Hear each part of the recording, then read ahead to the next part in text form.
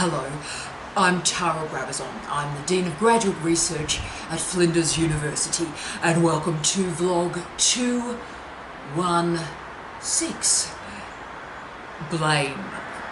This is the next instalment in our comma series, and I'm well aware all of these topics make us all squirm in our seats a little bit. They make us uncomfortable.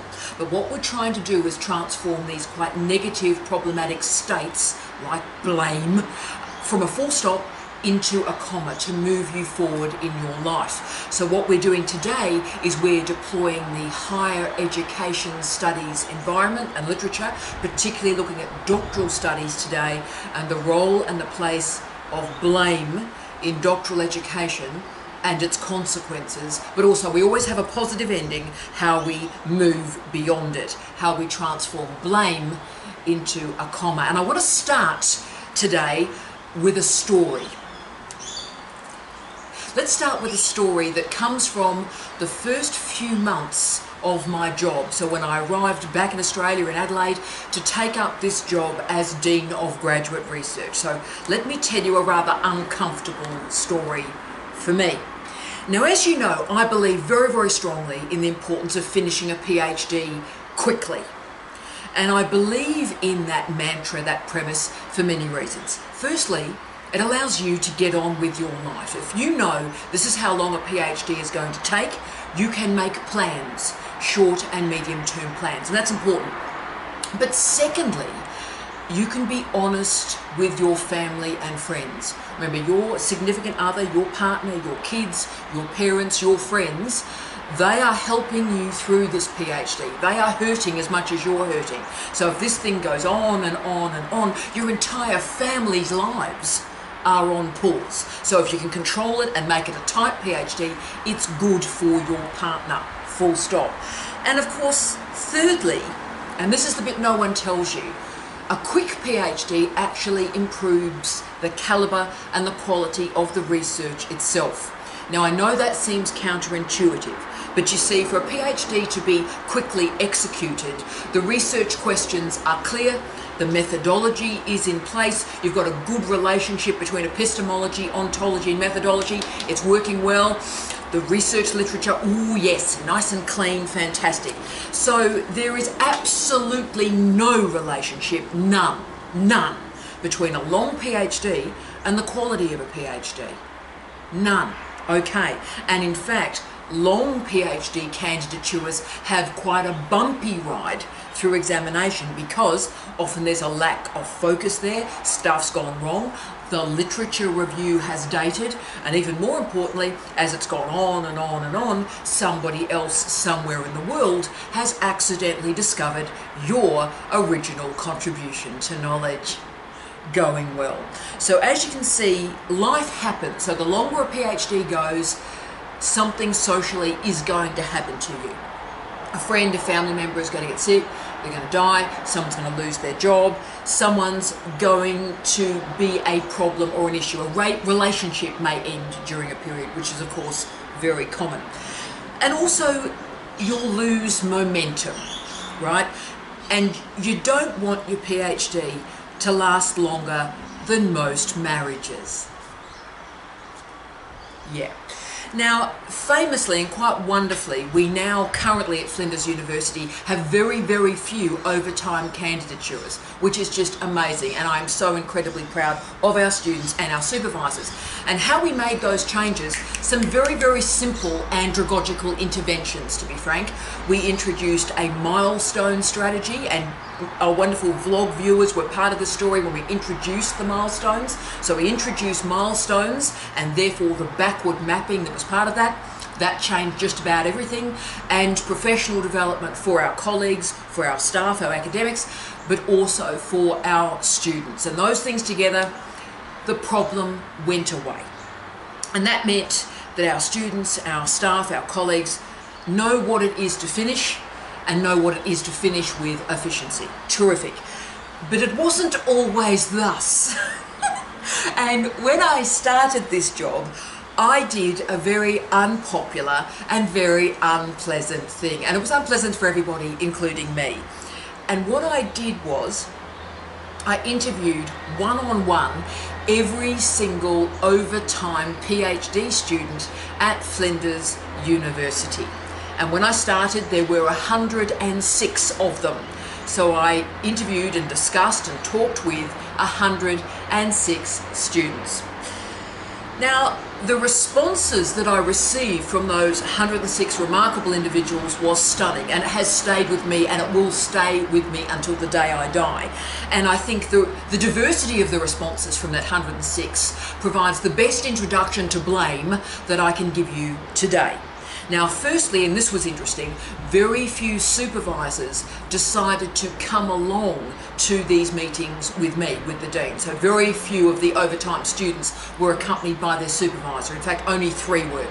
And there's probably many interpretations of that, which I'm not sure about, but very few students were accompanied by their supervisor, okay?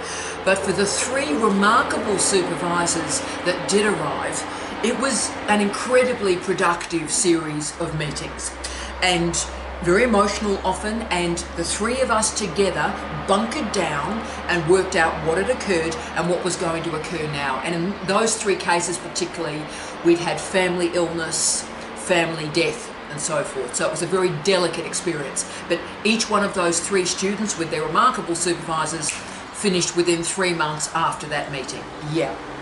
Now, we now get to the remaining 103 students.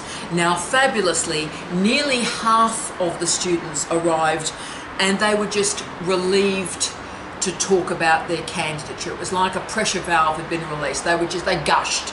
So they just wanted to talk with somebody about what had happened. And these ended up being incredibly long meetings, and we worked through a list. I got big bits of paper out, what was left to achieve, how long would all of those variables take to do, and then creating a plan to get them home. And that therefore created a clear strategy to enable completion. Now, those 50 students, they were embarrassed, certainly. There was a lot of embarrassment there, some shame there, and many of them were teary, and I had a good cry and they had a good cry, and it was a very emotional series of meetings, this lot. But what they wanted was, they wanted a clean slate. They wanted to get rid of what had happened, but then they wanted to say, right, well, that's in the past, help me get to where I need to go as quickly as I can. So that was great, and that group, remarkable group of people, and you've met a lot of them on these vlogs. Now, 10 of these students, and can I say they were fantastic as well, realised in the middle of the meeting with me that actually they didn't care too much about the PhD, and that's phenomenal. So they went, you know what, I'm actually not motivated, and this meeting's been great because I'm now going to exit the program. And that's tremendous. Remember, any decision is a good decision, right? So that was a great decision for those students. They were drifting, and 10 of them went, yeah, good, I'm out, boom. Great decision, get on with the rest of your life. Much happiness and success to you. Okay. Now, the remaining 43 were simply fascinating. And for me, these were incredible, I'm going to say also incredibly stressful meetings. The students moved between 2 emotions, and only 2 emotions, can I say, blame and denial. Now, they started with denial. All of them started in denial. So why am I here? What am I doing here? I've done nothing wrong. What's your problem? Okay, so that was a good way to start.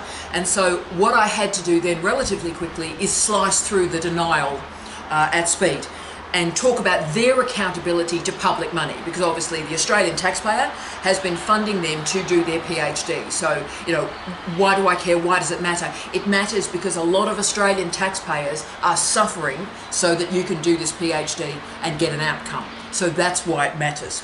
So they're on their personal journey, and what I was trying to say to them is, yes, the taxpayers, but actually your life has been stopped by this PhD. Let's stop this now, let's stop this and finish the PhD, and so you can get on with the rest of your life. So focus on them. It's like, you've been stuck here for a long time. Let's finish it so you can get on with the rest of your life. Okay, now some of the students actually just stayed there. They just stayed in denial. And one young man who was almost a year overdue became very personally aggressive with me, started to name call me, threatened physical violence with me, and started to attack me as a woman, started to attack me as an academic, so my professional integrity, and it was frightening. It was frightening, and after that meeting I actually had a panic button installed in my office, right? But for the students that were able to move out of denial, and there was a chunk of them, they were able to move out of denial, they moved straight from denial into blame. Denial to blame. So firstly, that was great because that was the movement. They agreed there was a problem. So, okay, yes, this long candidature, this is a problem. So denial's gone. That's terrific. But then they started to blame everybody else. And I can tell you the narrative of what occurred. So, okay, we're in blame. And so the first thing they do is they throw their supervisor under the bus. So their supervisor, he or she, dreadful, boof. The supervisor's the problem. Okay. Then they blame the university. Then they blame the fact that the scholarship they're on is not enough money. And it may not be, but they have to recognise that the overwhelming majority of students don't even have a scholarship to live on. So most students are not even managing with that particular scholarship.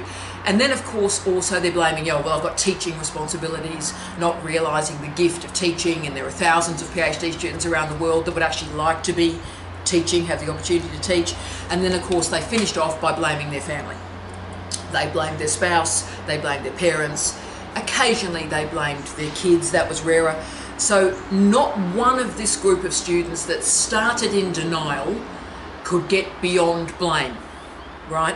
Now, I've told you this story today, and we will, by the way, return to denial, and denial is an incredibly important point and node in international higher education, but so is blame. And as you can see, it was actually blame that was the full stop, not denial. So blame can be, and often is, a full stop in our personal lives, and it's certainly a full stop in our professional lives. It's a barrier to change. What blame does is it builds a wall in front of you, and it stops you finding the footpath that will move you to the next stage of your life.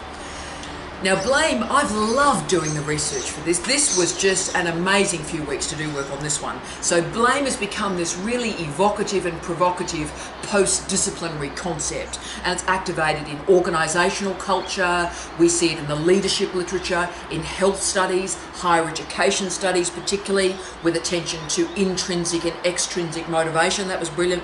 But also political science and institutional economics. So really fabulous literature. It is dynamic and it is a modern concept. And the literature basically boils down to a desire to take credit when a situation is going well and deflecting blame when it's not going well. So this becomes a habit. Blaming others, hoarding credit. The blaming of others obviously has a mitigating step, because what has to happen to blame other people is you have to dodge accountability. So responsibility has to be immediately handballed to somebody else, and that of course becomes blame. Now, the problem we have in universities is that universities' culture value and they validate blaming others and hoarding credit. The weird thing is though, and you know, those people do get on. I'm not lying to you, those people get promoted, those people get on, okay? But the weird thing is for the rest of us, blame does the exact opposite of its intention. And Nathaniel Fast, in his research, explored the consequences of blame and how it actually does the reverse. It hampers your career. Because he confirmed in his research that those who blame others for their mistakes actually lose status, they learn less, and perform worse than those who claim their mistakes. Now, can I say this fantastic research has also been expanded to organisational culture. So there are fantastic scholars around the world who study organisations. Fascinating research there. And they've explored what happens when groups and organisations are punctuated by this blame culture. And those organisations show incredible disadvantages. So when an organisational culture feeds off blame, the consequences are the staff group and the organisation reduces in their creativity, their learning capacity, their innovation, and they lose the capacity to enact productive risk-taking. Now, there are reasons for this. Larissa Tydens from the Stanford Graduate School of Business showed that, hang on to yourself, blame culture is contagious. So what this means is, if any of us is exposed to a person blaming, moving blame, displacing blame onto others for their personal mistakes, then the people around them start to do the same thing. So this blame culture becomes a workplace socialisation. Now, lots of reasons for this have been suggested. What actually happens is these workplaces start to prioritise personal self-image, so personal achievement, personal ambition, me, rather than wider attention to achievement, outcomes, collegiality. So think about how rarely in your daily life you hear the following sentences. I take full responsibility for this event. I take full responsibility for this error. And yep, I take full responsibility for that decision. It's rare, isn't it? And it's rare because it's easier to blame others. The quality of the work declines, the quality of the teaching and the research declines as blame increases. So any organisation, but particularly a university, that is a blame-based culture is not a learning culture and is not a developmental culture, because it's stuck. It's stuck in hoarding credit and blaming others, rather than all of us learning and all of us achieving agreed outcomes. See what's happening here? So as you can see, the problem is that blame is aggressive, it's nasty, it's angry, and it attacks other people. It hurts others. And that's why, for example, I'm giving you a trick now, when I interview for academic posts, which I do a lot around the world, I always ask a question to see what a person is doing with blame in their personal and professional lives. So what I do is I go through the CV and I find a node of weakness, and all of us in our CV have these, by the way. This is not unusual, all of us have these. So I look for something like a year where publishing was a bit light, or they moved quickly between jobs during a period, or say they got a mediocre teaching review, right? I look for something like that, just a softness. And I ask the person a question about this. Not because I'm terribly interested in the actual teaching review or why they move between jobs. I'm actually not interested in that at all. What I'm trying to find out is how they handle criticism, critique, and what they do in their lives when something goes wrong. So in an interview and without time to think, so here's a question, bang, you've got to give an answer straight back in front of a group, dial a crowd, then what happens is the blame culture is summoned. And at least 99% of the time, there's only been one person that hasn't done this in my entire career, is that blame explodes from the answer. So why did the problem emerge? Oh, I had a dreadful supervisor. I had a bad supervisor. Oh, why was that teaching review poor? Oh, the students were dreadful. Students were dreadful. Why did I move between all those jobs? Oh, my boss, he was an absolute blank. Now, all of this may have been true, but the truth doesn't matter here, because you made a decision to select that PhD supervisor. You did that. You made that decision. You did not have the andragogical expertise to be able to engage with those students, recognizing their strengths and their weaknesses. You didn't have the teaching and learning flexibility to be able to work with that group. And of course, you couldn't create the personal and professional borders to be able to manage that toxic boss. Now that's why I love interviews, because all sorts of truths that I never ask in a question start to bubble through. And it's this unmitigated, unvarnished blame of other people, rather than looking in the mirror and understanding your own experience and mistakes that we all make, that is incredibly interesting here. Because blame is a form of avoidance. Part of it is emotional avoidance. It's denying the ability to sit in uncomfortable feelings and move those uncomfortable feelings somewhere else. So what happens is, instead of sort of sitting in those feelings and understanding them, we blame other people, right? And then we angrily confirm our intelligence, our fabulous, I'm fabulous, that person over there is the problem, I'm amazing, right?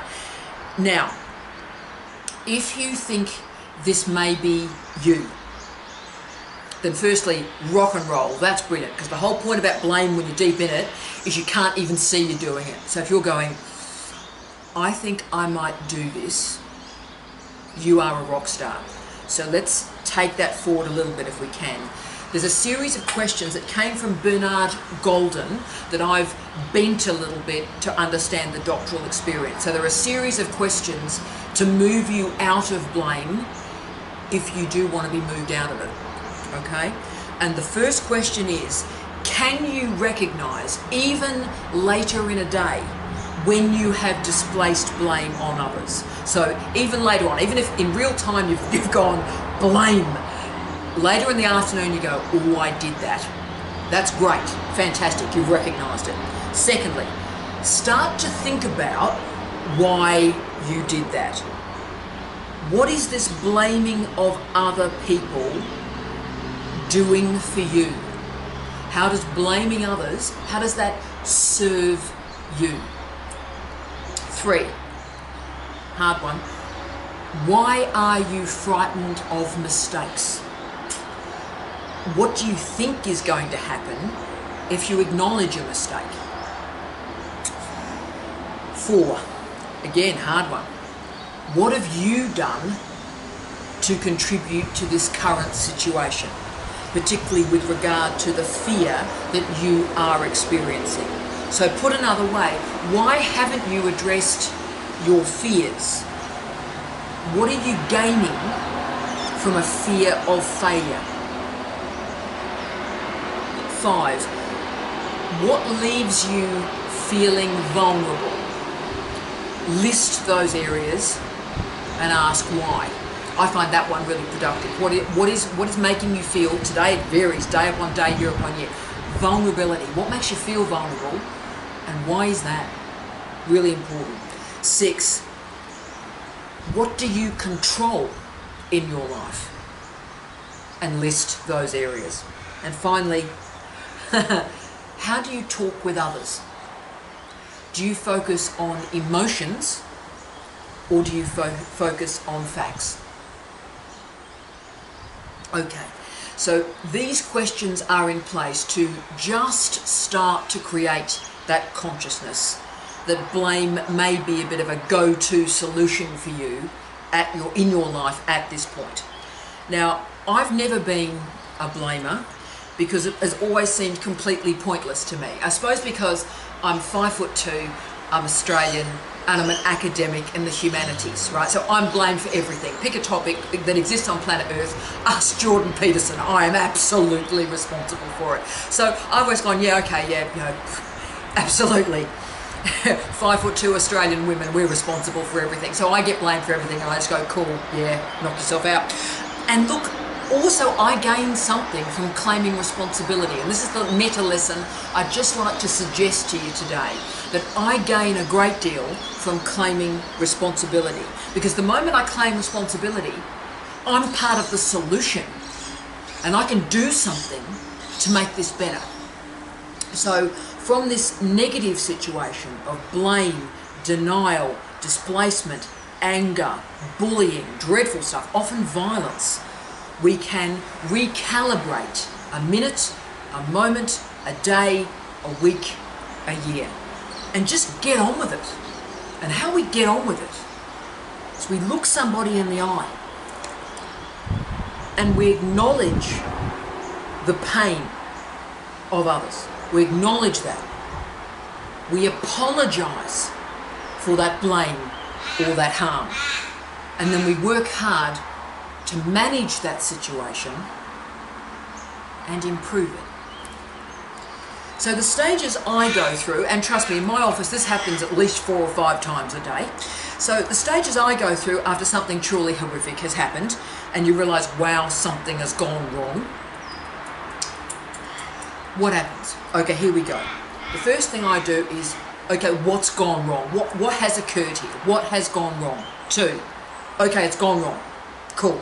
How can this situation be corrected?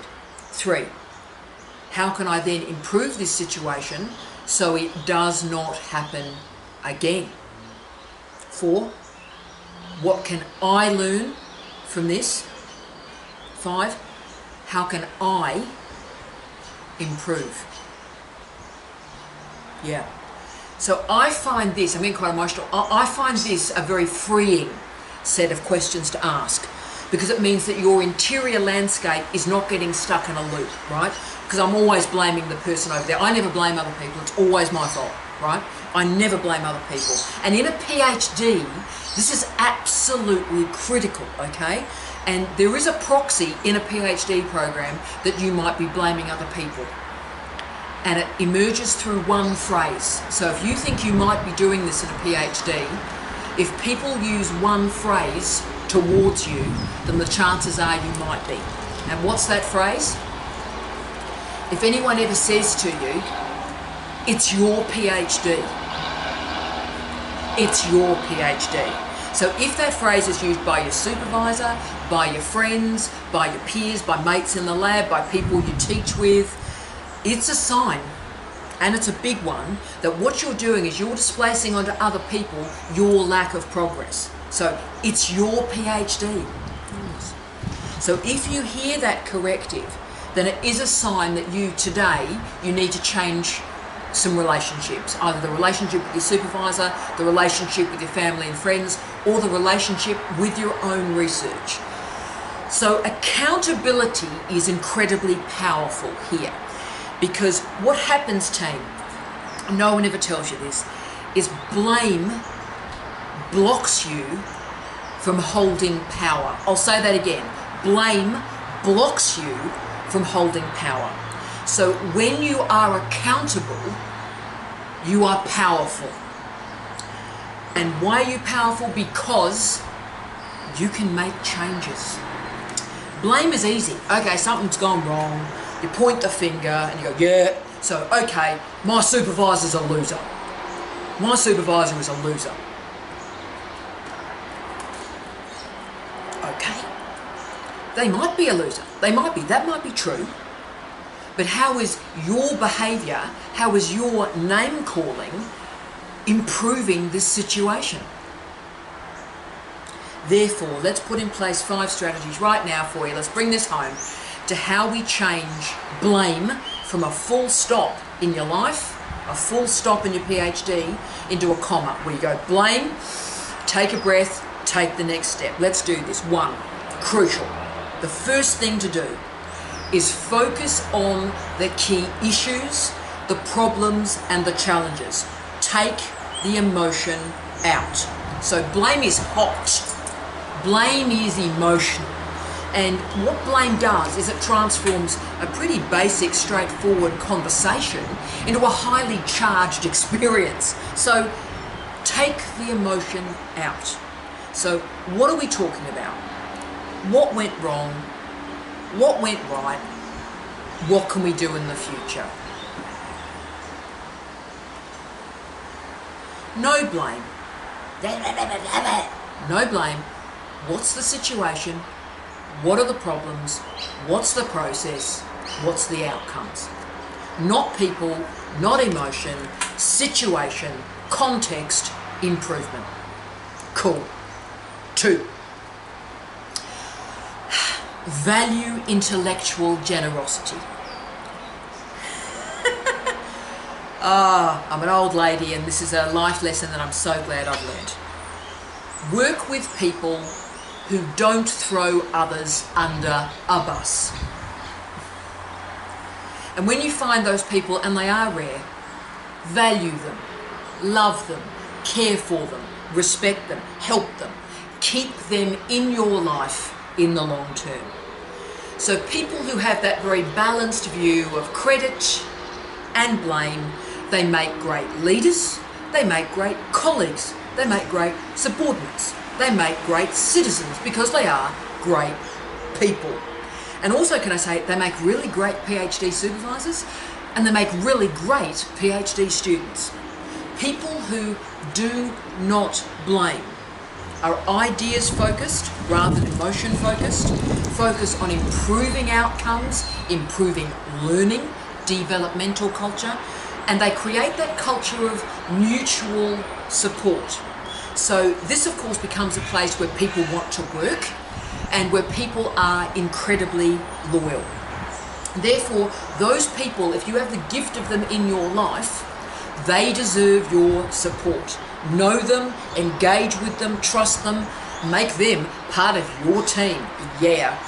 And remember what that early research that I talked about in this vlog about workplaces confirmed. That, do you remember that blame is socialised through workplaces? So if one group starts to blame, the whole organisational culture starts to use blame. That's also why this intellectual generosity is so important, because in an intellectually generous environment, if someone starts to blame another person, everybody else looks at them and go, really? So it's not contagious, it stops. 3, focus on what you can control. Blaming others is a form of aggression, absolutely. But ironically, it confirms that you are powerless. It confirms, blame confirms you are powerless. Now, I have 2 strategies when things are going wrong. Firstly, I claim full responsibility, that I'll talk about in the next point, and then I focus on what I can control. So what can I do today, what can I do now to make this situation right?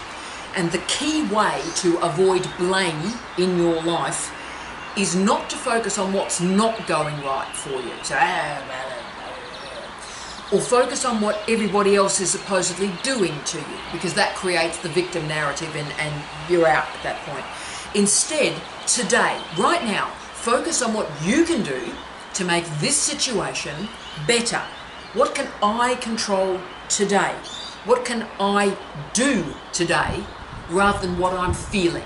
What can I do rather than what am I feeling? And of course, this takes the emotion out, asks you to take some ownership of your own life rather than displacing accountability to all the other people around you. 4, take radical responsibility, live post-blame. Now, I'm a big believer in what's called the radical responsibility paradigm. I first read this paradigm when I was looking at the leadership literature and education, I suppose, 15 years ago. And all the subsequent leadership posts I've held in that 15 years, I have deployed a radical responsibility paradigm. This is my leadership model. And the characteristic of a radical responsibility leadership model is I take the responsibility, I take the blame for the entire team. So when I start day one of any of my new jobs, I get my staff together and I commence with a single phrase. All I ask of you is that you show all care, but you'll have no responsibility. All care, no responsibility, because the responsibility is mine. And that gives my staff incredible freedom to be creative, to take risks, to really work hard and do the best they can every day without being frightened of failure. So if something goes wrong anywhere in my vista, it is absolutely my responsibility. You've probably heard me say so many times, the buck does stop with me. Because there always is something that I could have done. There always is something I could have done. I could have intervened, I could have made that situation better for an individual, for a group, for my institution. I could have done something.